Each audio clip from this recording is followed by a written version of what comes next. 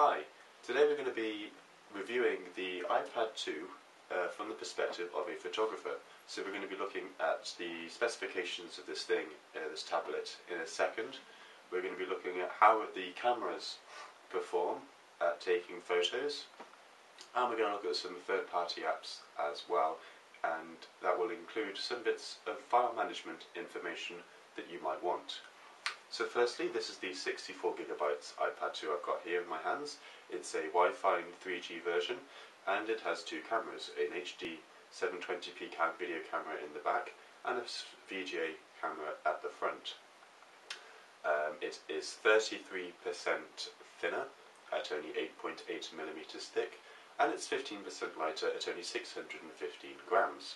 It has the A5 1GHz dual-core processor inside that the iPad 5 is rumoured to have this fall, or autumn if you're actually British like me. It has 10-hour battery life, blah blah blah blah blah. It's an LCD backlit 9.5-inch screen, and that's about it. You've got a home button there, and some other buttons for the volume and stuff.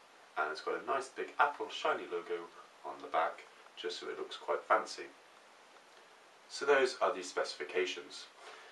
Now let's look at how the cameras perform. The front-facing camera for photography is actually, fairly good.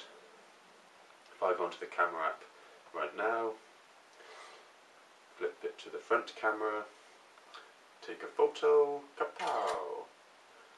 And that's what it looks like. So as you can see, on the iPad here, it's not actually that bad quality. That's what it looks like on an iPad.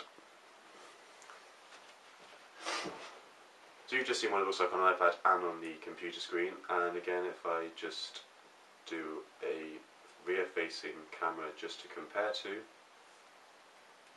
let's turn it around. Don't know where I was looking. Oh, there's people around. Yeah, missed by a margin. There's not a lot of difference really, as you can see. So those are the cameras. They're pretty good for stills. There are a few problematic areas in places with lots of shadows. You do get quite a bit of noise. But for a tablet that's not meant to be for photography, and the video cameras are just kind of put in, they're not bad. They're not bad. Would never swap it for a DSLR, for example. And even the iPhone 4s are a bit better for photography as well. So now let's look at some third-party apps. I've got some handily installed on here and not ready to go yet. So the first we're going to look at is Hipstamatic. This is an application from the iPhone 4. It uses the rear-facing camera to take photos, and you can change lenses. It makes a funky noise. You can also change your film. Also makes a different funky noise. And the photos from this can lead to quite interesting effects, and due to the whatever combination of lens and film you have, you can get some quite creative effects and different colorations, vignetting and shadows and blue tints and red tints and stuff like that. The next application I'm going to look at is another iPhone application called Tilt Shift Generator. As the name suggests, this creates a tilt shift effect on your photos, and this kind of gives into last year's trend where everything was tilt shift and made to look like a model village. So this kind of does that for you without having to faff around in Photoshop or by a really, really, really expensive tilt shift lens. The next application is another application, iPhone application. This is a free application, and this is called Sepia Camera. Basically, you take a photograph of the chair opposite, click Use, it will process it and turn it to sepia. Very exciting if you like sepia stuff. Quad camera is yet again an iPhone application, but this is quite a good one, and the quality of image you get from this is quite good. Basically, you set a timer, select how many shots you want, and it will take that many shots, like a pop art kind of thing, and I've got it set on 4x2, an interval of a second, and we go pow, pow, pow 8 times, and you can play around with it, and you can get some quite nice photos. TTV Camera have brought out a new iPad application. They also have one on the iPad 4, and this is basically like looking through the lens of a TLR. The TTV stands for through the viewfinder, that's TTV. So basically you can have stuff like this, and you can choose a whole selection of them by flicking this slide here, and there's loads to choose from. And I'm actually holding it upside down, and you can have it sepia or black and white or in normal colour. And if you like TLR cameras as much as I do, then you're really going to like this application. The second to last application I want to look at is Instagram. This has proved very popular on the iPhone, and again this is an iPhone 4 application. Basically, it's like a social networking stream for photographers. So people will take photos on their iPhone or iPad 2, and they'll share them in a nice little newsfeed. You can also share your own photos by choosing from the library. So if I go to the camera roll and choose a photo I just took, select choose, and you can throw on different effects like cross-processing, low-mo, early bird, and you can really play around and get some interesting effect and some really nice colours. And I've been looking around on it, and some of the iPhone 4 photos and things that people have been showing have been really nice. And if you're into that lo-fi sort of photography with experimenting with different films but don't have quite the money to do that, Instagram is a very nice way of doing it.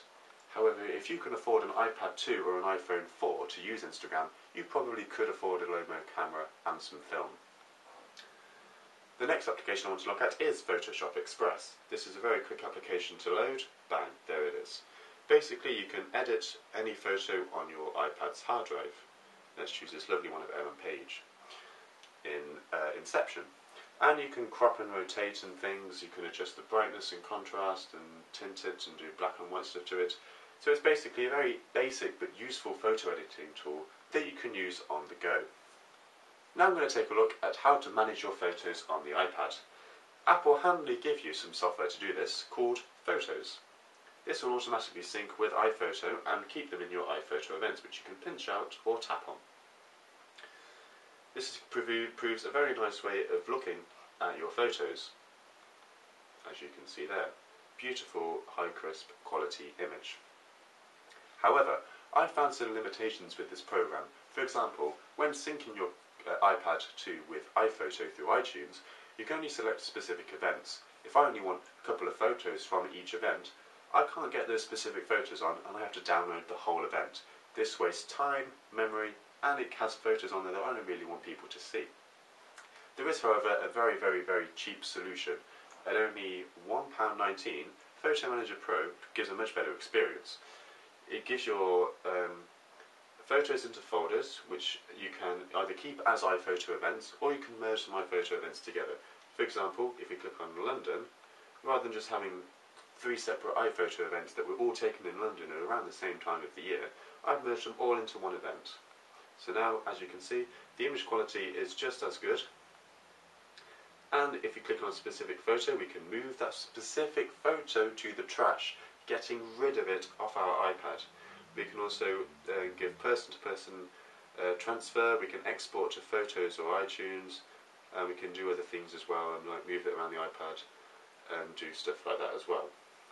The other good thing about it is you can set passwords for the overall program or to specific folders. So say you want to hide some pornography on there, you can just password protect that folder and no one will be able to look at your porn. What else can we do on here? We can favourite certain photos. So like in Photos, let me just open up Photos. You can look at Photos. Click on the Photos thing in Photos, and that brings up every single photograph on your iPad.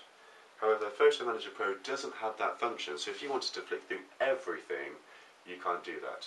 There is, however, a way around that. Just simply click on Favorites,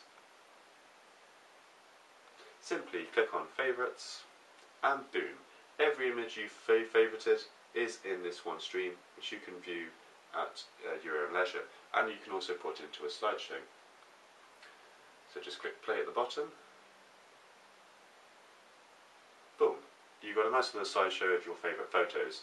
So you can bring in different events, you can singularly choose photos from specific events, and then you can favourite the ones you want to maybe put into a presentation to show them to future employers, and have it playing as a slideshow right off your iPad. This handy little application is only £1.19 from the App Store, and is a worthwhile and very good alternative to Photos if you're looking for something with a bit more leniency. Thank you very much for watching this review of the iPad 2. The iPad makes a really good fan when you're doing this. It really cools you down. Really nice. Yeah. You don't need an app for it to become a fan. You just, the laws of physics make it a fan. It's brilliant.